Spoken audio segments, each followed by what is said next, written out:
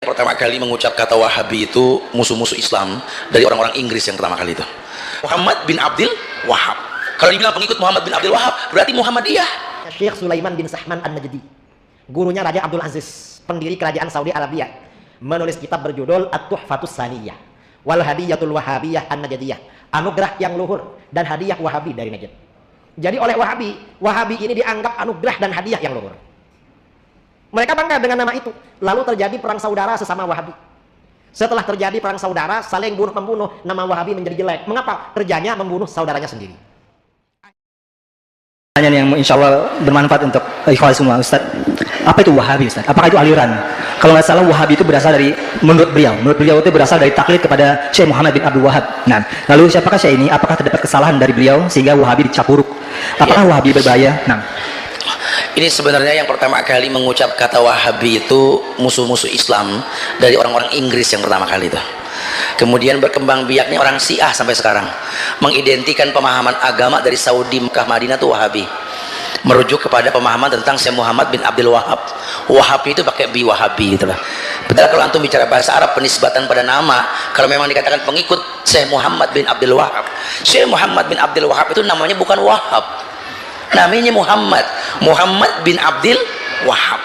Kalau dibilang pengikut Muhammad bin Abdul Wahab, berarti Muhammadiyah. Lalu ada orang namanya Salafi.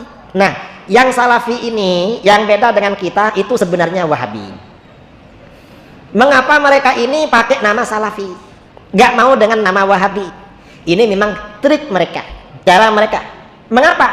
Pada awalnya dulu orang-orang Wahabi itu bangga dengan nama Wahabi. Dari bangganya pada nama Wahabi, ada seorang ulama Wahabi namanya Syekh Sulaiman bin Sahman An-Najdi, gurunya Raja Abdul Aziz, pendiri kerajaan Saudi Arabia, menulis kitab berjudul At-Tuhfatus Saniyah wal Hadiyatul Wahabiyah An-Najdiyah, anugerah yang luhur dan hadiah Wahabi dari Najd.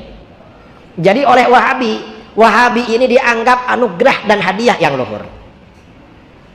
Mereka bangga dengan nama itu. Lalu terjadi perang saudara sesama Wahabi. Setelah terjadi perang saudara, saling bunuh-membunuh, nama Wahabi menjadi jelek. Mengapa? Kerjanya membunuh saudaranya sendiri. Akhirnya apa? Karena Wahabi ini tidak percaya diri dengan nama Wahabi, merasa malu, minder, karena kesannya jelek. Wahabi ganti nama Salafi. Namanya Salafi. Karenanya Wahabi yang di sini namanya Salafi. Kalau dibilang Wahabi, mereka enggak, Kiai, saya ini bukan Wahabi. Apa? Kita ini Salafi. Gak mau dengan nama Wahabi. Tapi kalau ada orang berbicara Wahabi, mereka tersinggung duluan. Katanya bukan Wahabi, tapi kok orang berbicara Wahabi tersinggung. Ya mereka ini cuma nama aja. Dan ini gak cocok, nama Salafi bagi mereka gak cocok. Mengapa gak cocok? Karena Salafi secara syarak, yang dimaksud Salafi itu, Salafi ini kata Syekh Muhammad Said Ramadan Al-Buti, itu bukan pemikiran, tapi marhalah zamaniyah mubarakah, fase perjalanan yang diberkati, yaitu 3 abad pertama di dalam Islam. Itu namanya salaf.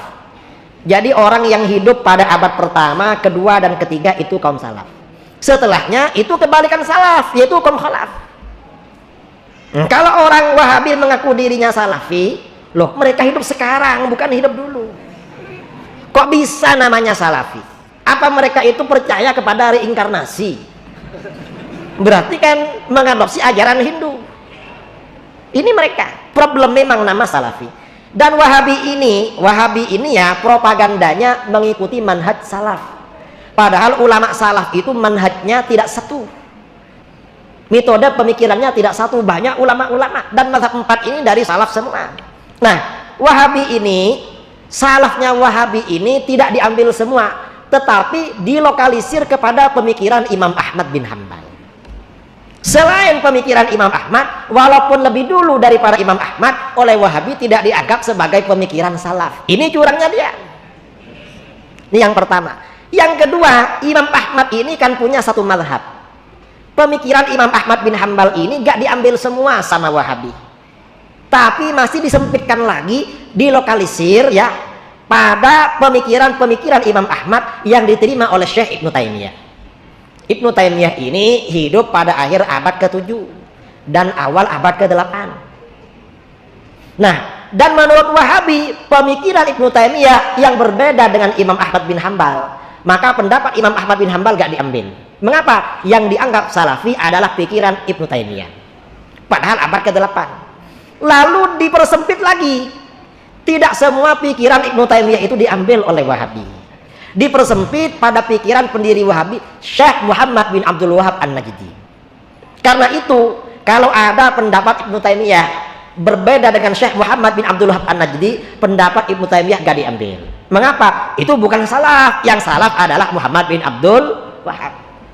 Sebagian salafi yang di Indonesia mempersempit lagi kepada Wahabi modern dari Yordania, Syekh Nasir Al-Albani. Pendapat pendiri Wahabi yang gak sama dengan Albani tidak dianggap salafi, Albani yang dianggap salafi. Makanya Wahabi ini semakin lama semakin gak karu-karuan cara ibadah.